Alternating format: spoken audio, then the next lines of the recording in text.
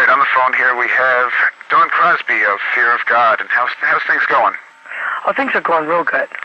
All right, you have a new album out on Pavement Records called Toxic Voodoo?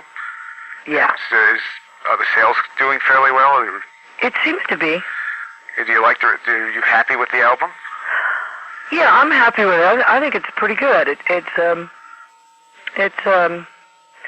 a bridge album, really, because the band is really growing a lot together. The new lineup, our new stuff it's really good too. I think it's a bridge album. I think it turned out really good. It's pretty heavy. Okay, it's a lot different from your first album, Beyond the Veil. Or Within the Veil. Within the Veil. Beyond the Veil is a track off of. Right, off the new one. Toxic Voodoo. Yeah, it is real different because I have a whole new lineup, and it was kind of like I didn't want them to think they were joining the Dawn Crosby solo project, so I more or less let them handle the music writing, whereas on Within the Veil I wrote quite a bit of the music. And it tends to come out differently when a singer writes chords and you know, from melodies they hear in their head, then when they basically just take tapes, you know, or, you know, at rehearsal, take the guy's music, which they never heard in their head, you know, melodically, and they, you know, I use more skill and inspiration to put down the vocal line and the words. So it is quite different, but, you know, I think I can write both ways, and I like I say, I wanted them to feel like they were part of the band, so, and you know, I wanted them to be able to express themselves. And I really like their style anyway, so it is real different, but it's, you know, it's equally, I think it's equally good. It's a little more straight out heavy than the gothic, atmospheric stuff you were doing last time, too. Yeah, we had a lot more money with Warner Brothers, you know. Yeah, you know, and there was that album took, I don't know, 3 or 4 months to make, well, that wasn't our fault, it was the anti-producer we were working with. He was always on the phone. And everything, whereas this album took a matter of days, really. A couple weeks. Well, the guys did all their tracks in 4 days, and I think all in all I sang maybe 2 weeks. Weren't some of these songs on a previous demo? Yeah. They were on our Fear of God demo. Okay. Now, you weren't happy with the deal with Warner Brothers, is that correct? Right. I wasn't happy with the treatment down there, and I wasn't happy that they decided, you know, that because we were so heavy and they didn't have that many heavy bands at the time. Now they have Morbid Angel and Biohazard and stuff now. But at the time they didn't, and they said, well, gee, you know, we're going to do this distribution deal with Metal Blade. They must know what they're doing because they're Metal Blade. And we didn't even know, but they were letting Metal Blade market us, you know, and do all the publicity and everything. And Metal Blade didn't give a care about Fear of God. And that's how it's always been. When I was on Roadrunner with Detente, the album Recognize No Authority, he licensed it to Metal Blade, and he didn't care. He didn't do anything, you know? And so I wasn't happy with that, and I wasn't happy with the production of the second Warner Brothers album in London. I wasn't happy with the treatment I was getting, so I basically... It's weird. It's like another world. I'm on the phone with people from Pavement every single day. They've always got something for me to do. Whereas Warner Brothers, it was like, you know, if you're not selling, I don't know, 500,000 or $1 million, like Faith No More or Madonna or Prince or something like that, you know, they really don't care. Which is sad. Yeah, definitely. But now they have Linnea,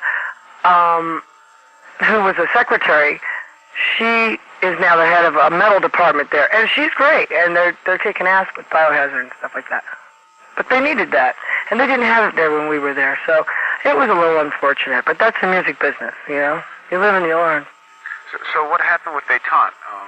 Well, Detente was a real quick thing. We got a deal real quick, put out an album pretty quick, and I was in Europe promoting the album, and my husband, the drummer, got burned in a chemical accident, and we had a couple backstabbers in the band, and they went and took his name off all the songs. And as far as I'm concerned, if you're the drummer and you write the drum parts, you should get a credit. You know, if nobody told you, okay, play this beat, you came up with the beat, as a collaborative effort, with the guitar player and the singer and everything. You should get credit. And we were pretty pissed off about that because he was laying in a hospital bed, and they even came by to see him once. And, we're just smiling in his face and stabbing him in his back. And when I found out what they had done, they literally went down and took the graphics from the graphics company and changed it, took it to another graphics company. It was like really a betrayal. So consequently, the band. That's life. And didn't you reform? Did you reform directly as Fear of God, or did? No, we reformed as Dayton. We got a deal and found out that some other band found out that we were going to have a Warner Brothers deal, so they called Warner Brothers and said we're going to sue them. And I'd already had an album out as Dayton. And Warner Brothers was like, oh, you got to change your name out here. And my lawyer, who Michael Carlino, the guitar player, the old guitar player for Fear of God, didn't like, whom we were like kind of estranged from, when he found out later, he said, I could have fought that. You could have won that. But, things maybe worked out for the right reason. I don't know. I kind of like Fear of God. I think it's kind of fun. What happened with the first lineup? Basically, Michael Carlino turned into quite a dictator. And, he joined my band. He joined my husband and I with Detente. And he made it so hard on the other people. We had two guitar players. We got these guys from LSN. We were going to play with Slayer and all this stuff. And we did actually go to Canada to play with Slayer. But he made it so hard on everybody that eventually the other two guys left. And then eventually Dennis left. And I just stuck it out because... and I didn't stick it out for long until Warner Brothers had tracked us down. And then I stuck with it because I didn't want to lose the Warner Brothers deal. Yeah, Warner Brothers, I heard, actually tracked you down. They went after you. They had heard from the grapevine where we were, and somebody from a studio had told us to send them a demo on a whim, We did, and they called us. And as they were calling, I was walking out the door for the last time. It was really weird timing. It was amazingly weird. And who wrote you wrote most of the music on the first Fear of God album then? I know, I co-wrote a lot. Mike wrote most of it, but I did co-write some of the songs.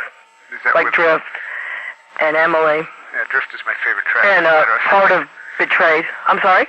Drift is my favorite track. Isn't that a great song? The first song I heard totally killed me when I heard it. I'm sorry, I can't hear you. I said it was the first song I heard, and it totally killed me when I heard it. It has a way of doing that. I wanted it to be a little more industrial, and I even wanted to do an industrial dance mix of it. Because it was like a number one single in Norway and stuff like that, And you did a video for Betrayed as well, right? Yeah, we did. It didn't get much airplay on MTV. No. But, Warner Brothers could have seen to that, but they didn't. Oh, of course not. Did you submit it anywhere else? Any other videos? I think it's on a Hard and Heavy compilation and a Retail Vision from Concrete, but that's about it. Are you going to be doing a video for the new one? They're talking about it. They're trying to, figure out which track and see how the sales go. Right now we're breaking the top 20 in the radio all across the board, which is really fun, really good to hear. Is there any plans to re-release beyond within the veil? I don't know. I don't know. We'd have to talk to Warner Brothers about that. There's no, Pavement. I don't think they would want to buy it or anything. If you want it, you have to special order it from your record store right now. Yeah, I was going to say, even when it was your major release, it still was very hard to find. Mm-hmm. I find it at Tower Records and stuff like that. But, it was a crying shame. It was a good album, but that's the music business, Yeah. A lot of the business of it is just as important as the art that goes on the CD. If you don't have the right team behind you, you're not going to fly. And you're going to be frustrated and, bummer. And now you write all the lyrics, right? Oh, yeah. What are your inspirations behind them? Life, everyday life. What are your favorite tracks in the new album? I like Swine Song a lot, and I like Cloud Chamber a lot. Musically, Cloud Chamber is a little funky. There's a little timing problem, but I really love the words in that song, and I love Burnt, and I quite like Ultraviolet or UV. I kind of like them all, but, those are like my favorite ones, and Santismo is pretty good. What would be your choice for a video? Probably Santismo, or maybe Swine Song. Okay. No, Burnt. We'll put Waco in there. Okay, what's Burnt? Did you notice that David Koresh speaks on that song? No, I hadn't. What's Burnt about? Basically being burnt. Oh, okay. It's real simple. Is it about it's like one of the most simplest lyrics I've ever written. But it says a lot, and I think having David Koresh in there kind of symbolizes, right, something. Okay. Not that I followed him or anything, but I think about, the FBI and what happened, and I think about, it has nothing to do with my analogy of the song, but those kids and all those people got burned. Mm-hmm. Literally. Now, the new album has more of a feel like the old Detente did. Yeah. It's more straight-ahead thrash, heavy. Mm-hmm. Rob was actually a big fan of Dayton, and Rob and John used to have a band called Have Mercy. And the first time either of all of us were on vinyl was on a Metal Blade compilation, and it was really weird. We were both on the same compilation. Like, I don't know how many years ago. That would be one of the Metal Massacres? Yeah, I think it was 5. It would be fun to track down because there's a demo version of Widow's Walk, which blows away the album version of Widow's Walk. Well, that's one of the best songs on the album anyway. I'm sorry? That's one of the best songs on the Detente album as it is. Oh, but you got to hear the demo of it. It is so much better. The guy that produced the Dayton album, he decided my voice wasn't high enough. So on that entire album, he sped up the tape speed when I was recording, or he lowered it so that when he put it back to normal. Anyway, it turns out my voice is faster, higher. It's compressed. And that kind of really bummed me out when I figured that out. That really bummed me out because when you speed up the tape of a voice, you compress it and you lose the texture. So imagine that album with just a notch lower vocal. I really didn't sing that high naturally. I never have. But, if people like it, fine, but I think it would have been better left natural. Yeah, well, your vocals are what make the band stand out over anything, no matter what music's behind it. Well, thank you. But I would like my vocals to be, natural. Yeah. It's just everyone that hears it, usually the first reaction is of the vocals because they're so unusual. Yeah, well, because I'm a woman, and that's kind of different. And you don't sound like the typical female vocalist. Yeah. Well, I'm always played with guys, and I've always had to try and be heavy so that they'll hang around. Because I always go for good musicians, always. Have you been touring this album yet?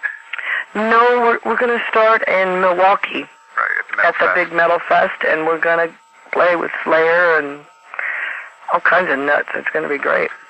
What are your plans after that? I think we're going out with Pungent Stench. Pungent Stench? Have you heard of them? Yeah. This seems like an unusual combination. I kind of think it'll be fun. I don't know. There's a rumor that that's what's going to happen. We also might go out with Demented Ted. Would you guys be headlining or the other bands? If we go out with Demented Ted, yeah. But if we go out Pungent Stench, no. We'll be opening. But I don't really care. I just want to go out with somebody that's going to draw and help us draw. Right. Well, hopefully if the album keeps going up, you'll be enough of a draw yourself. I hope so. But there's a lot of pressure with that, Huh. Is there anything else you want to mention about the new album? Not really. Just that, I hope people like it so that we might have an opportunity to make an even better one in the next 8 months or so. Are you happy with the production?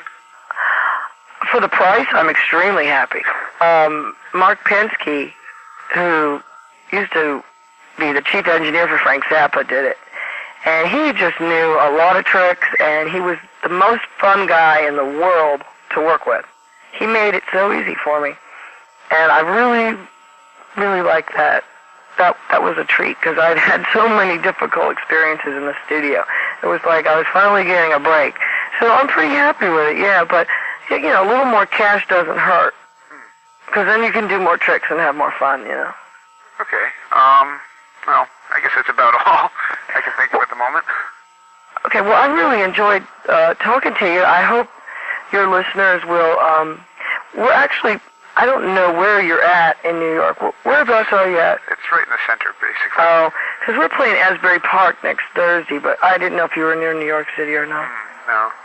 Okay, well, we're going to try and get up that way. I hope all the people that hear the music decide to check us out live, because live it's a different kind of thing. It's pretty wild. On the first, your debut, didn't you have a lot of overdubs and stuff?